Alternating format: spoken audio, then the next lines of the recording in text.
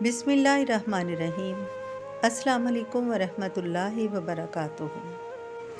عزیز ساتھیو، اللہ تعالیٰ کسی بھی بندے کی دعا کو رد نہیں فرماتا، لیکن قبولیت کی شکل کیا ہوتی ہے، کب پتہ چلتا ہے کہ دعا قبول ہو گئی، احادیث اور قرآن کریم کے حوالے سے جانتے ہیں۔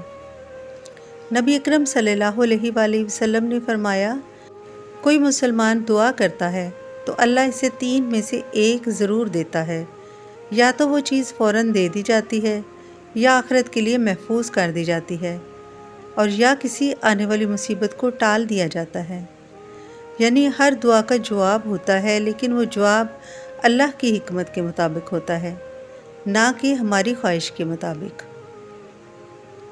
اور دوسری حدیث میں فرمایا گیا ہے کہ اللہ سخی اور حیادار ہے، بندہ ہاتھ اٹھاتا ہے تو وہ شرم کرتا ہے کہ اسے خالی ہاتھ لوٹائے۔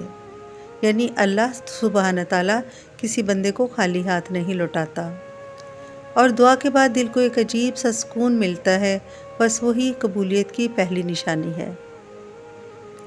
حضرت ابن عباس رضی اللہ تعالیٰ عنہ فرماتے ہیں، جب دعا کے بعد دل کو اطمینان حاصل ہو جائے تو سمجھ لیا جائے کہ دعا قبول ہو گئی۔